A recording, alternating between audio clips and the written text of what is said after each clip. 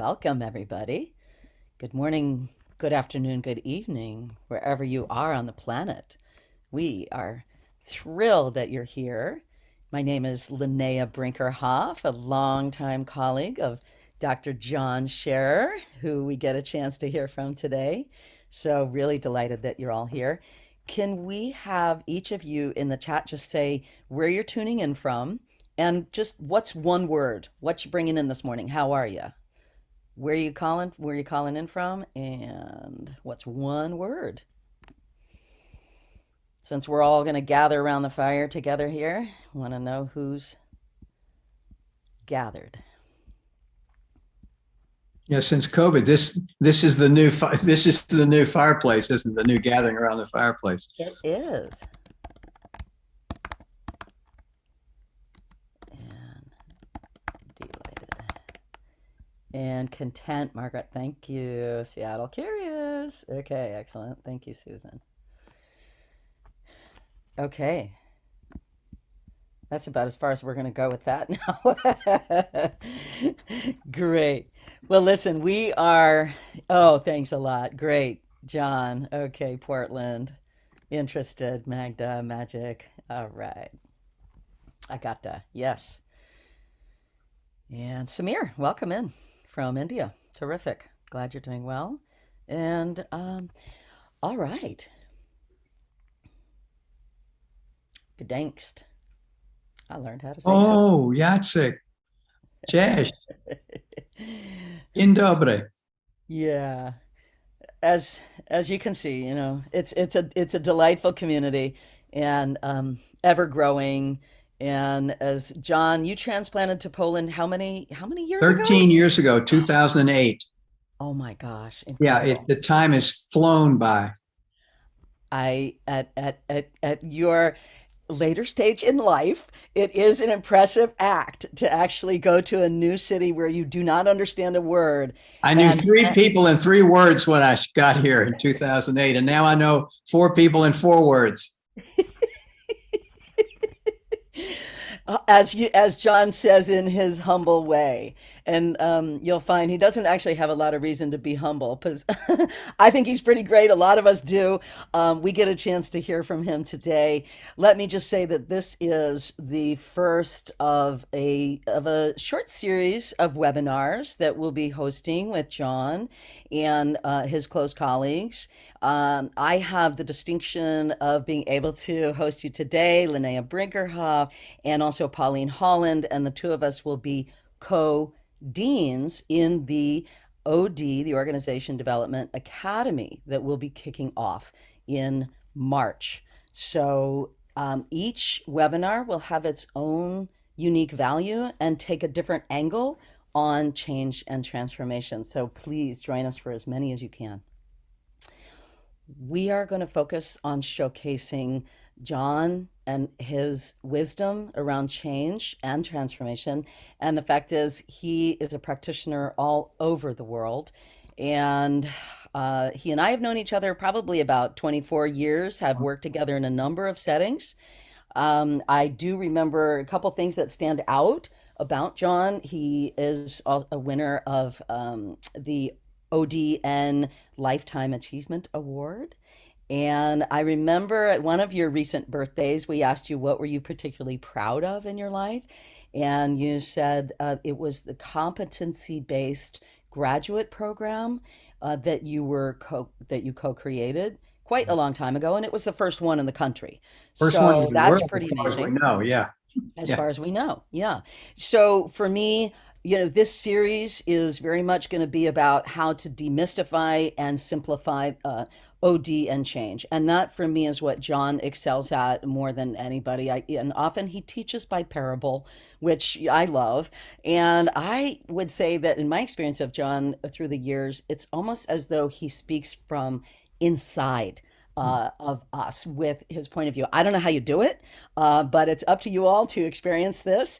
And another interesting fact about John is that he was he's a minister and worked as a chaplain at Cornell University.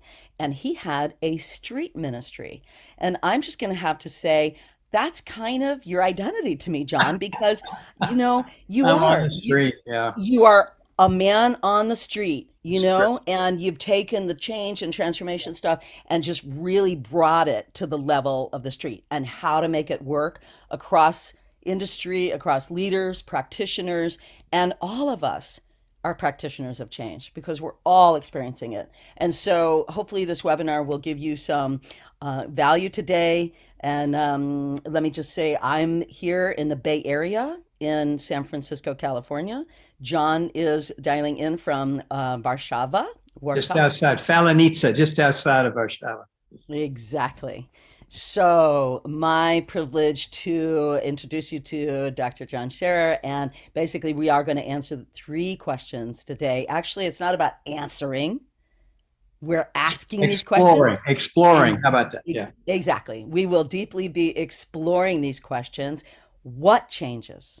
What changes when people change? Okay. The next one, what is OD? What is organization development? And what are the 3 crucial skills that are needed in order to engage as a practitioner in transformation? So please, John, without further ado, over to you. And basically, actually, let me just say 20 minutes or so, John's going to speak. Yeah. And then for another 15, 20, we will explore. What we'd like you to do is we're going to ask you for questions, comments, anything you disagree with or you want to wrestle with John and myself about. Please, let's hold that and we'll all do it at the same time. And then we'll get a chance to read them because we don't want your comments to be lost. So thank Great. you.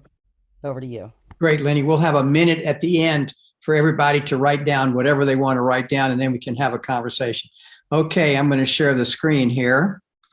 Can you see that? Does that work? Can everybody see that? Super. So, Lenny, is my face somewhere on the screen or not? Yep, you're doing great. Okay, good. So we called it Changing Worlds. And the reason for that is this lovely quote here. Don't try to change the world, change worlds. I love that. And it's from Francis of Assisi, this brother of the old church from years ago. I just think it's very, very profound. Instead of trying to change the world, change worlds, like one at a time or one group at a time or one company at a time, one community at a time. So take a subset of the world, and that's where we can focus our attention, or one relationship at a time. So that's where we're focusing here is you can't change anybody else's world. That's the first thing you got to understand. Any of you that have tried understand, you know this. So how can we create conditions inside of which worlds change? So it's almost like, how do we facilitate? We can't even, this thing about change management really upsets me. I don't think change can be managed. I really don't. Some of the consulting firms will have, PowerPoint slides where you go from here. They set up a process, you go through these steps, and then theoretically everybody changes. I think what happens is everybody figures out what it looks like, and then they, hopefully that's not the case, but quite often they try to look like they're supposed to look when the process is over. Fundamental change is something else. So let's take a look at what changes when people really do change, okay? This is a really profound piece of work. In fact, in the graduate program, Lenny, that you mentioned, that we started in 1974, back in Spokane, Washington, it was the first accredited master's program in applied behavioral science, which is the academic field behind OD. And these two guys, I love it. It starts up here at the top with, I sense something. See it, hear it, smell it, taste it, feel it. There's something comes into me, just sensory data. And when it comes in, it doesn't mean anything. It's just something happening out there in the world. But in the act of seeing it or hearing it or perceiving it, it happens inside of an immediate interpretation occurs. As soon as we name it, we're already, in a sense, shaping it in some way. You all know this. If you've done our leadership program, you know this, that seeing is not just perceiving, but it's projecting. That seeing is an interpretation. It's an active thing. We're actually naming it, and when we name it, we make it what it needs to be. And based on how we interpret it, it almost always is accompanied by some feeling. Now, people are calibrated differently in terms of how intense their feelings are, or even more significant, how aware are you of the intensity? Some people are calibrated like this. They have a 10-point scale. Somebody else is calibrated like this with a 10-point scale. So in a relationship, you can see why don't you feel something? And believe me, everybody feels something. They just might not be aware of it, or they might be calibrated differently. But then based on that feeling, it turns into a want. This might not be strong, like I want, but it leads you to action in some way based on some want that you have. And then you sense again. And this wheel goes around and around and around in a nanosecond, all day, every day. And in the center of this is our capacity to be aware. Now, what changes when things change? Everybody wants to see behavior change. And so, if you want to diet or exercise or something like that, the target is usually over here in the area of action. And the reason a lot of these things don't last, in my opinion, is because this is the brown end of the pipe, as you'll see when we talk about change. If you've got a pipe that's putting, pollution into the river, the brown end of the pipe is where the stuff is going in the river. And so you can put a filter down there and you can reduce the amount of stuff going in the river, but that's the brown end of the pipe. Where's the cause of it? Upstream. That's where we're acting. That's where we're after. So if you want to create fundamental change, it starts over here. This is where it starts. We can't control what comes into us from outside, the circumstances. We can't control the circumstances. We try a lot, micromanaging, over-parenting, over-functioning in lots of ways. But this is where we can catch ourselves having an interpretation, and then that changes the rest of the cycle. So let me go back. So in my work as a Gestalt therapist for many years, this is where I got my start, and how to help people become aware of what they're thinking. Be aware of what you're seeing and thinking, and then become aware of your interpretation. As soon as you become aware of it, it doesn't have you. The interpretation doesn't have you. You now have that interpretation, which you then can exercise some choice about. So at a really fundamental level, changing worlds begins with helping people change what they're naming something, changing their interpretation. What happens when we make a fundamental change is we don't see that person in the same way again, or we don't see this thing that happens out there in the world in the same way again. Okay? So make some notes if there's anything you want to talk about later, and we'll come back to that. But this is fundamental to the whole process of change. What are we trying to help people do? Is change the way they think about things, okay? And then that has an effect on what they say, on what they feel, what they say, and what they do. Okay, let's go back here. So there's another thing that needs to be understood about what changes, and that is, what kind of change are we talking about? And years ago, I can remember in 1968, I can remember picking up a magazine from, I think it was Alcoa, an aluminum company, and they had a series of these corporate magazines, basically, on change. 1968, and I picked it up, and it's the first time I can picture where I was standing. I swear to God, I think I could tell you what some of the graphics were. That's how powerful it was. And it was the first time that I became aware that change was a thing. Like, change is a thing, I hadn't even thought about it before. And not only is change a thing, but it's a thing that can be helped to happen. And that's the moment when I thought about being a therapist, a Gestalt therapist. So that's where all that came from. So there's two kinds of change. There's first order change, and that's modifying what's happening inside of inside the existing game.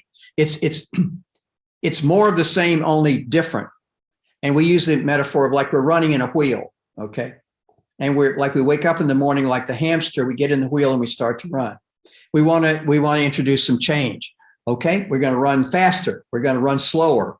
We're going to take more breaks. We're going to drink a lot of water. We're going to become vegetarians. We're going to be vegans. We're going to change. We're going to change the company that we work for. We're going to change the partner that we live with. But we're still running in the same wheel. This is change that doesn't really change anything fundamentally. It's incremental change, which is very, very important. I don't want to badmouth it. We should be coming to work every day, people coming to work, looking for ways to be a little bit better every day. You need to understand this can produce incremental change, but not fundamental change. That's called second order change in our field, which is kind of transformation, which is applying the principles and processes for altering the existing principles and processes. Great spelling there, Yannick. This is changing the game itself. This is like, instead of going faster or slower in first gear, it's like changing gears, or maybe getting out of the car and going in an airplane, or changing the destination. Sometimes the way we see the problem is the problem. Great quote from Stephen Covey. And the best example that I've had over my career is one that happened some years ago, back when people were understanding what you could do with a credit card. And this is a company that created a medical credit card, which was actually a credit card. And when you went to pay for your medical procedures, when they swiped the card, all your medical records were coded into the card. And it was a brilliant concept. That was like a long time ago. Well, I went to consult with the organization to help them become more effective and so on. It was a startup that was beginning to work. And the problem they had was that they were receiving way too many calls on the help desk. And so one of the teams we created was a cross-functional team. It was taking 17 to 20 minutes for somebody who was calling in to get help. So the CEO said, fix it. I don't care what you have to do. So I got with this group and I said, what would be the ideal number of calls coming into the help desk? And so they started calculating. We have 4 people down there working 8 hours a day. If we added no, wait, hold it, time out. What would be the ideal number of calls coming into the help desk? Well, okay, if we multiplied, and that's, wait a minute. Now, of course, everybody listening to this can see it right away, because you're not in that you weren't trapped in that system, right? They couldn't see it. And then finally somebody said, well, actually 0 would be the perfect number. I said, yeah, absolutely. And they said, well, we could never get there. And I said, why not? And he said, well, we'd have to. And then I said, okay, start writing this down. And the stuff they wrote down was, well, we'd have to change the way the people make the sale. We'd have to change the training program. We'd have to change it. And all this stuff was upstream. See, adding people, that's the brown end of the pipe. That was second order change, is changing that. So this is what happens. This is what OD, organization development. I think I'll do maybe I'll do a webinar on the roots of OD. It's worth doing by itself, but it started really with a man from Poland. Yeah. Go ahead, Lenny. Break in. I'm just wondering if maybe we want some comments on what you just. Okay, great. Absolutely. Anybody have any questions, comments about the change and the transformation piece in the first and second order? Let's just take a little break on that. Great. Thank you for that. Yeah, because it's good. And you were about to make a little shift there. Great. Let's do it after each chunk. Yeah. So who's got a comment? Did it make sense? Do you like it? Anything concern you about it? What strikes you about the story that he told? This whole, he teaches by metaphor. So the brown end of the pipe, hopefully that makes sense in your part of the world. Well, I can still see that group not able to see that 0 would be a transformational concept. They were trying to make these 4 people in the basement add more people or be more efficient or something. And because the way they saw the problem was the problem. See, they couldn't see the new problem. Couldn't see it in a new way. Yeah. So Jacek is saying, with the transformation, you mean a kind of metamorphosis that changes our existence on a deep level? I think it changes the way we experience our existence. It may not change our existence. If you're thinking about my existence is my experience of what's happening to me, I think that's exactly what happens, Yahtzee. It shifts the way we see things internally. Hmm. Yeah. Great. Yeah. Well, that's where the biggest shift happens is that paradigm change, right? From behind our lenses, right? Yeah, And that's really the biggest yeah, shift. And Margaret is offering that yes, it makes sense, and sometimes it's hard to explain the two types of change to others who aren't OD focused. yeah, So, yeah. Well, you're obviously doing some OD, Margaret, because I mean, how many times does the phone ring and somebody calls and says, I'd like you to come and do some transformational change. I'd like you to do some OD. No, they call up and say, can you do a training program on X with this little teeny group? It's, yeah. exactly. Please make it as comfortable as possible. Yeah, yeah, yeah, yeah. Don't take any time and don't charge us much for it. Yeah, we haven't got time to really make it happen. Yeah. And John is offering, and then we'll just take this and then head into the OD conversation. John is saying awareness wheel always powerful. Yeah. Thanks for that second and order description first and second. And Luskin's forgiveness paradigm builds on this, I'd so like to that's know nice. something about that. So Put a link to that if you would, John. Where do we go to find out more about that? Sounds fascinating. Ellis, I change know. requires an awareness of unenforceable rules. Now Yeah, that's interesting, right? that's a great insight, John. Thank you for that. All right, John, Okay. head on over to All the. right. All right. I'll go back here now. So here we go. Sometimes people think that organization development or OD is just a bunch of people running around doing stuff, not knowing what they're doing. No, there's actually an academic field underneath it called applied behavioral science, which Kurt Lewin from Mogilno, Poland, by the way, I'll share that little secret, was actually created by a guy born in Poland, moved to Germany, and then thank God when Hitler came, they were Jewish, he emigrated to America, and that's the guy that started this whole thing, which I'll tell you about in another webinar. But ultimately, a group of people learning from him, and one of his first graduate students, Ron Lippitt, was one of my mentors in the field of OD. So I'm like one handshake away from the guy that started this thing, which I think is very cool. So OD is the application. It's action. It's not theory. It's applying something. In fact, action research is what Kurt said. Don't do any action without doing research, and don't do research without some action. These two are linked. So we're doing what's called action research methodology, which I'll do something on later.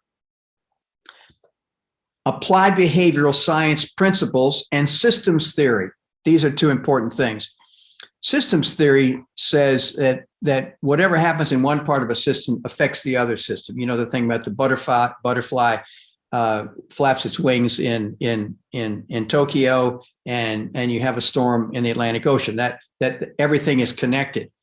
My metaphor is a little simpler. Like on a clothesline, when you're hanging your clothes on the clothesline, when you jerk the socks, the underwear jumps. It's like everything's connected.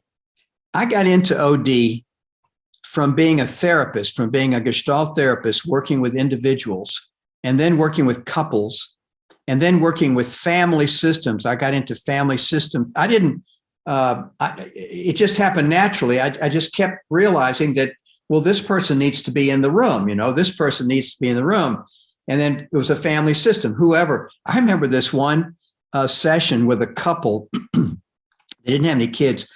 But the wife had a dog, a little teeny Chihuahua kind of dog, and the man kept talking about the dog and how what a problem, and how he was really ticked off at the dog, and the wife was very defensive of the dog. So I said, okay, next time, bring the dog. It's a true story. So they brought this little dog, and so I did one of my Gestalt things. I put the dog in a chair, sitting there, and I had the man talk to the dog. And the man just unloads on the dog. And then I had the wife talk to the dog. And then I had them go and sit and be the dog. Anyway, it was just an extraordinary thing. But that's how I got into larger systems. The system just kept getting larger. And I began to realize that these couples and these families that were dealing with a lot of stuff had, like, from 5 o'clock in the afternoon until bedtime, those 4 or 5 hours, are some of the most stressful times in the world. People bring all their crap home with them from school, from the office, from wherever they are. And so this becomes the cauldron where all that stuff comes together. So I began to work my way out in the causal chain and ended up working with organizations as a result of it. Same principles that apply in family therapy apply to larger systems, because we're applying these principles to human systems, human organisms, couples, teams, departments, organizations, countries, to increase the internal and the external effectiveness. So how to help a team of people, for instance, become better inside, but also better at serving who they're trying to serve inside the organization. And who is that organization trying to serve out there in the world? So all these stakeholders, customers, suppliers, vendors, all these people are all a part of the system. So we're trying to increase the internal and the external effectiveness of the organization and its members. It's not about wanting people to feel good. Now, interestingly enough, in the process of doing this, people almost always feel good. People want to be a part of an organization that is capable of growing and developing, and that they're being helped to grow and develop. Funny thing, what's good for the organization in this regard, in the area of OD, is almost always beneficial to the organization and its individual members, especially in facilitating change and or transformation using processes that involve those affected. That's the fundamental principle. Engage people. My definition for OD: high engagement, performance improvement. Engaging the entire system in identifying log jams that are affecting performance, and then creating exciting cross-functional teams to help those work better. That's a definition of OD.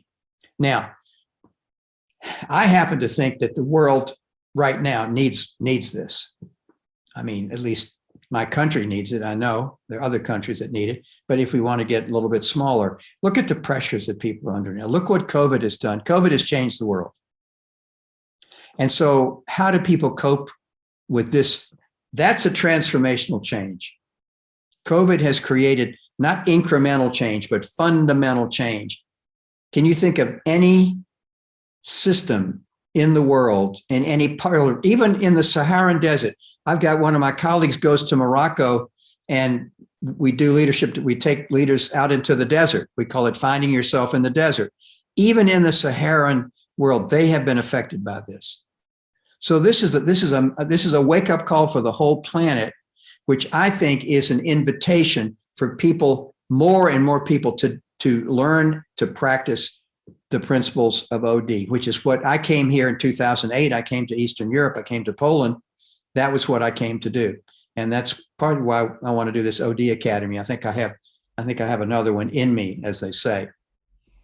So I think before we go, Lenny, now maybe it's a good time to stop and see if there are any kind of questions or anything about this, about what OD is. Well, you beat me to it. Yes, please. Oh, sorry. No, it's a great thing. And so please formulate your questions, your comments, your feedback, because he really power packed that statement, right? And that's through a lot of years and honing that. 40 years. John, I want to ask you a question about this. Please. Is it true that in the OD Academy that you referred while you were dealing with sharing your description of OD, are you going to give a full treatment about this, identifying log jams and involving the whole system and then creating the cross-functional teams? I mean, that's your process that you figured out. Like, say more, will you? Well, yeah, I'm not, let's see, how can I say this? Because I love reading about OD theory. That's what got me into the field. I was doing stuff with people, and then I started reading about OD, and that's what I'm doing. It's like it helped me name what I was doing, and it put what I was doing in a larger context and gave me the principles that I was using that I didn't even know I was using, and helped me understand why stuff worked and why stuff didn't work. And so I am in the OD Academy. I'm going to be sharing my version of what I learned from these people at the beginning of this field, some of the founders of the field. I was born at exactly the right time, and thanks to my friend Bob Crosby, I met some of the most important people. I met Herb Shepard at a Gestalt group who named the field of OD, or he argues about that, but he says he did. Jack Sherwood, all these people that were giants in the field, and I took a little bit from each of them. Like I was a magician, right, for a number of years, and so I learned from several magicians, and I would take something from this magician and something from that magician, and then I made it my own. I've added my personality and my personal touch to it. So what I've done is I've simplified all of that stuff from other people. And kind of put it into that process, which you and I have used in several occasions with organizations, called the breakthrough process. Yeah. Okay, the breakthrough process. Great, great. And we'll go into the question in a minute, but let me just say that, okay, the ripe old age. The fact is, John, you are a magician. And I want to share with everybody that this is pretty much the first time I'm going to see that John really is saying, I'm opening the kimono. I want to give this away completely as much as I possibly can. And so good things come with age and you're ripening and it's time. And now your fruit is full and, giving it to us. So I want to say, so Alicia, for someone looking to pivot into a career in OD from the corporate world, what would you recommend? Okay. As a springboard or starting position. So we can go there maybe toward the end, or if there's something to say now. That's a great question, Alicia. And then ODC, this is obviously somebody that understands it. Who can benefit from learning OD, and what level in the company do you think should be getting an OD background? Frankly, when we go in to do an OD project, Lenny and I, the way the breakthrough process, it really teaches some of the principles to everybody. The first thing is get ready for change. Well, that teaches the awareness wheel and the life cycle of organizational change and a whole bunch of stuff. So the principles are helped. Every manager should absolutely understand the principles. Now, where should OD be located? That's a great question. Quite often it's in HR, good news, bad news, because if it's under whatever department it's under, it's going to share the reputation that department has in the rest of the organization. If it's in HR, sometimes HR finds it difficult to face the tiger, to say the hard thing, to confront people in a way that sometimes they need to be confronted. So it helps when OD is a little more independent. I think it should report directly to the CEO, whoever, or right to the top, if at all possible. So that people know that, and then that's another question, is how do you keep from being seen as the boss's spy when you go in? But that's another thing. In fact, one of my good colleagues, Steve Pyle, who might be a guest on here, was the internal OD guy for Exxon for a number of years. So you want to find out how he was able to. In fact, he went through this he went through the breakthrough process when he was an engineer at a chemical plant in Baytown, Texas. I went down there and did this thing for them. And as he tells it, when I left, he went to his boss and said, I want to do what that guy's doing. I don't want to be an engineer anymore. I'm oversimplifying it. And so he stepped out, went to the Pepperdine program. 3 years later, he was in charge of OD for Exxon Chemicals. So globally. So I think he'd be a great guy to listen to. Mm.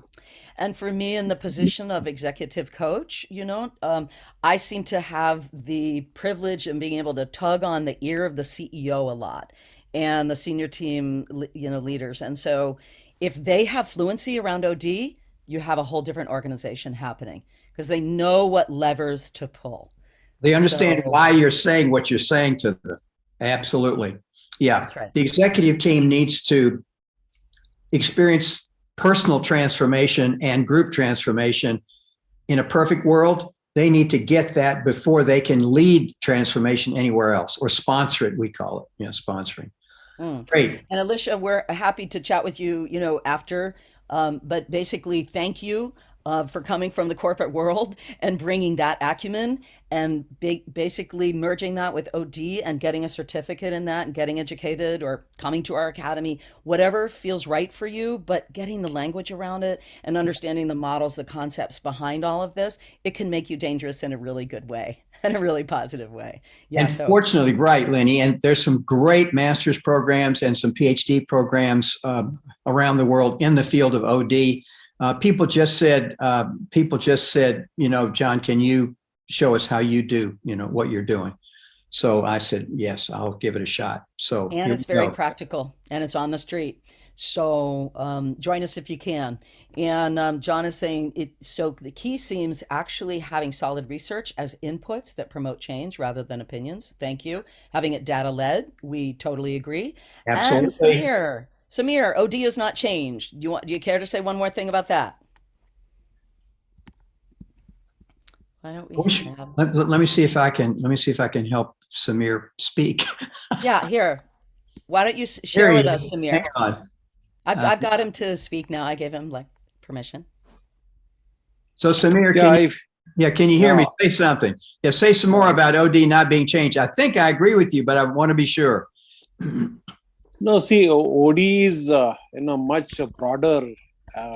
You may say that change is part of overall organizational development and not otherwise. Actually, Yeah. Yeah. Well, I don't know how to do OD without change happening. So we need to have a cup of tea or something on the side about that conversation, because I've not understood how OD is basically reinforcing what is already happening. Of course, AI, appreciative inquiry, is based on strengthening the good things that are already happening, which is in fact a change quite often, almost always. So we'd have to have a further conversation about how to do OD without any change happening. I'm not sure how to do that, but anyway. no. When I said it is, OD change follows OD basically, not otherwise. Okay. So you may have OD intervention, which is development oriented, long term progress. Yes, exactly. And change may be a part of overall organizational development setup. Yeah, it could be. See, I would say that anybody who joins that long-term developmental process has already experienced some kind of change. If you go back to the awareness wheel, they're thinking different thoughts already about what's happening and what might be possible. They're already thinking in a different way about the future, maybe even a different way about the past. My approach to OD in any like we're working on a merger right now here in Eastern Europe. It's honoring the past. This is from Marv Weisbord and Sandra Janoff and their future search model, which is just brilliant. Honoring the past, acknowledging the present, and then co-creating the future. All three of those are very important. But even if you're acknowledging the past, when you start acknowledging the past, that often, in my experience, Samir, creates a change, a shift in consciousness about the past, and then especially about the present. So let's keep going. This is a great conversation. I don't know how to. Thank you. Thank you so much, John. Yeah, thank you. All right, let me get the screen back up here if I can. Come on. Oh, I've got it. Good. So here we go. This is the last thing I want to talk about. What does it take to be good at this? Alicia and somebody else was asking, how do I pivot? I love that phrase. Let me before we go there, I made a pivot. Let me just do it this way. I was after my 4 years as a combat officer in the U.S. Navy during our little Vietnam period. I went to seminary. I come from 4 generations of Lutheran pastors, priests. My pop decided to be a newspaper man / alcoholic, so that broke the chain and gave me a chance. But I decided after my 4 years in the military, I'm going to go to seminary. I'm going to give this a shot. And I did. And I actually loved seminary, ate it up. And then I became the chaplain at Cornell and the senior pastor of the church at Cornell University. And I turned my church into a training center. I didn't know it, but when I look back on it, we had help. We were training people in what's called helping skills, which is now called coaching. And I was just starting to do all these things. It felt like my ministry, part of my ministry, right? I had the bar ministry, which we can talk about sometime, walking the streets at night and helping people on the street. And out of that, I met my friend Bob Crosby. He introduced me to this field and the possibility to create the graduate program in applied behavioral science. So I was called out of the ministry into this work. So this is my calling now. People say, why did you leave the ministry? And I go, well, why don't you wait till this is over and then we'll have that conversation. And they almost always come up afterwards and go, I got it. Yeah, this is now what you're supposed to be doing with your life. Yeah, absolutely. This is what I'm supposed. This talking to you. This is what I'm supposed to be doing with my life. Working with Lenny on these projects. I mean, come on. What else would you want to do? So that was a pivot. That was a pivot of biblical proportions, I would say. Okay, so here we go. So, what do you need to do to be good at this? These are three things that came to me. You got to be able to separate what you think is out there from what's in here. It's really understanding fundamentally how you interpret the world. You need to be able to step back from your interpretations, catch yourself in the act, in your own act.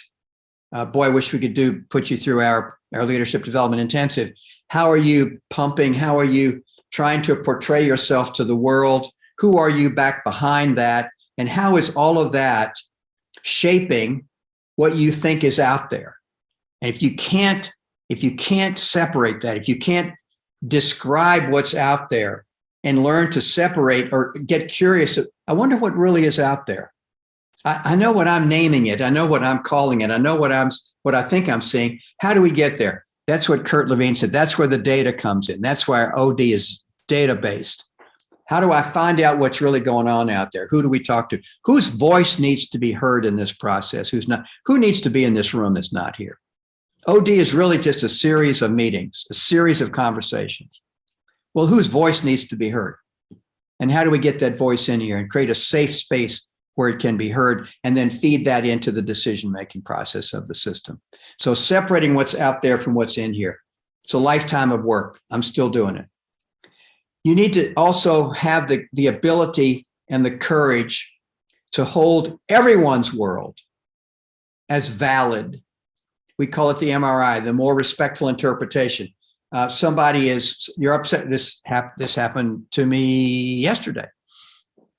I was facilitating a session with a group of very senior executives from a very significant organization here in Eastern Europe. And they were just upset, hostile.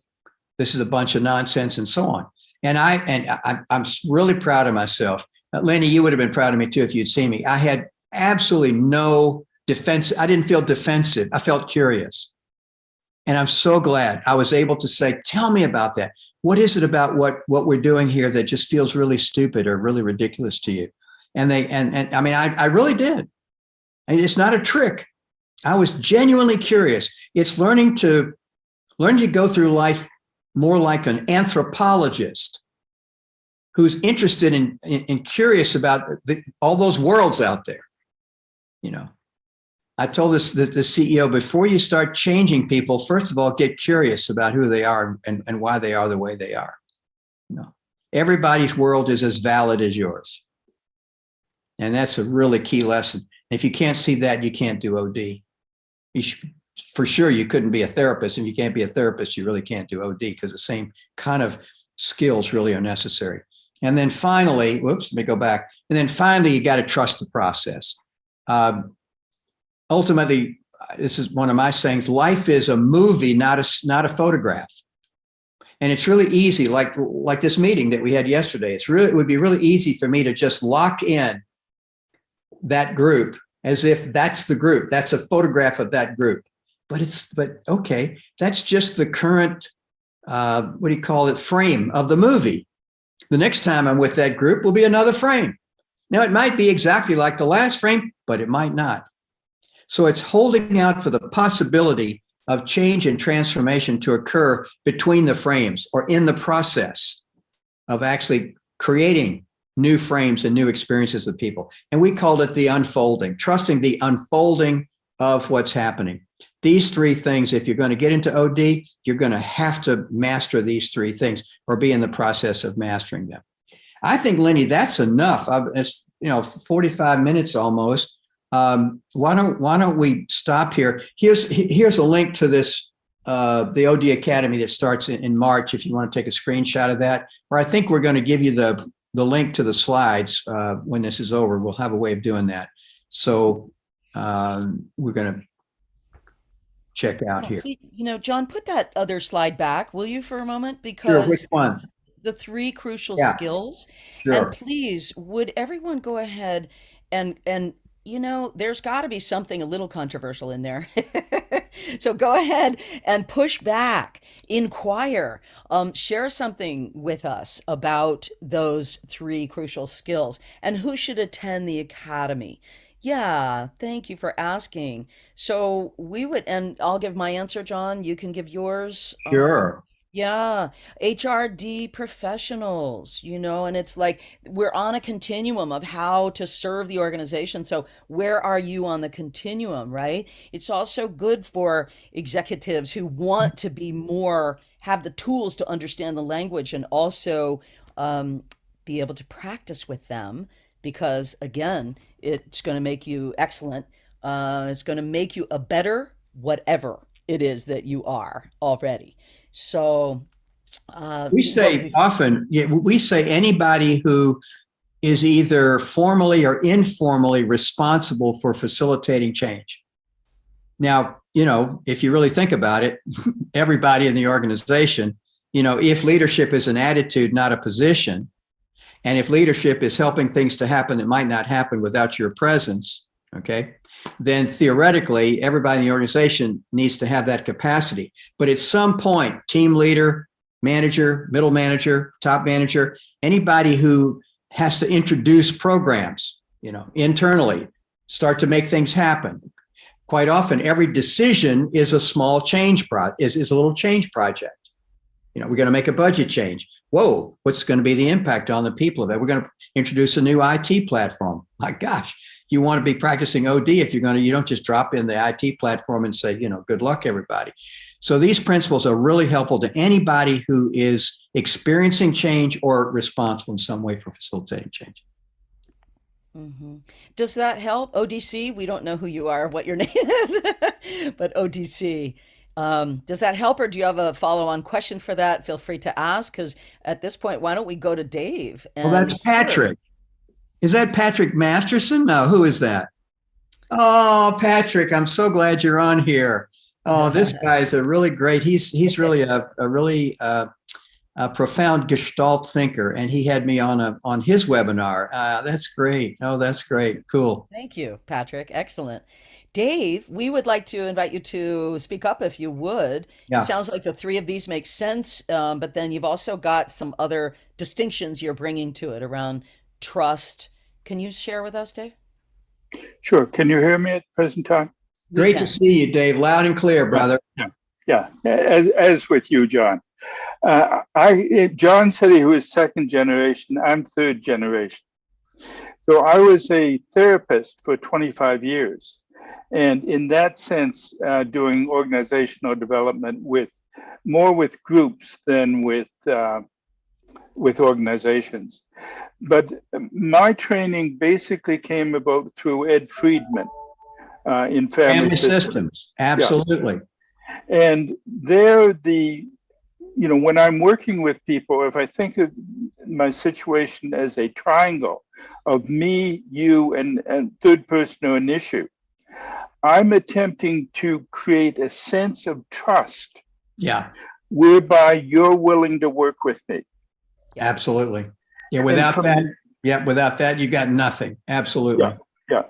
And from there, I'm using my data, my own awareness, to tweak the system in such a way that I challenge the other subtly, sometimes putting in their face, but I challenge the system. Yeah. To look at a different paradigm. Yeah. I don't make the change. I don't make them do that. Yeah. But I offer the possibility that they do. It's great. Yeah, it's this great, Dave. This metaphor about if you had a pile of rocks here, and your assignment was to change the location of those rocks to the corner of the room over there, you could, with some practice, get pretty good at changing the location of those rocks. But what if it was a bunch of birds? How would you change the location of those birds to be in the corner of the room? Well, where is the bird going to go when you throw it? Right? It's going to go wherever the bird wants to frickin' go. Okay. And I was doing this with a bunch of Boeing engineers years ago. They put a lot of their people through our leadership program. And this guy said, John, it's easy. Just kill the birds, then throw them in the car. And I said, what if you wanted the birds to be alive when they got over into the, he said, okay, that's different. So the whole thing is you have to put what we would call, and you would call, natural attractors. What would make this relocation interesting or safer for people? And quite often OD is about that. It's creating a safe process for people to make some kind of a transition. Well, Lindy, listen, we told them it was only going to be 45 minutes, and it's right around 45 minutes. But I don't want to stop if people still want to go.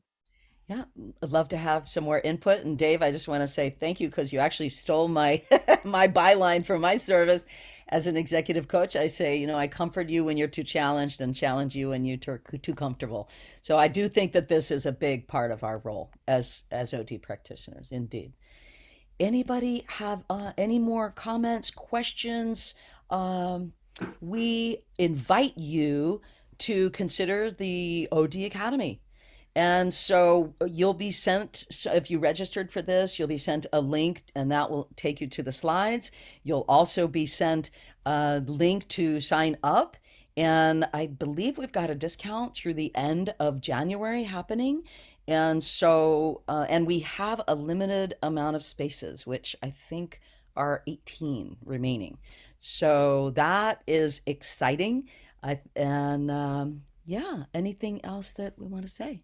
And if that's not what you want to, just keep coming to the webinar. I just love talking about this with anybody that's interested. So, and Lenny, thank you for being such a great co-host. I'm looking forward to doing these with you. And also Pauline, she's from Glasgow, Scotland, and she's going to be sitting in Lynn's chair. They're going to be taking turns, and maybe they'll have a session themselves.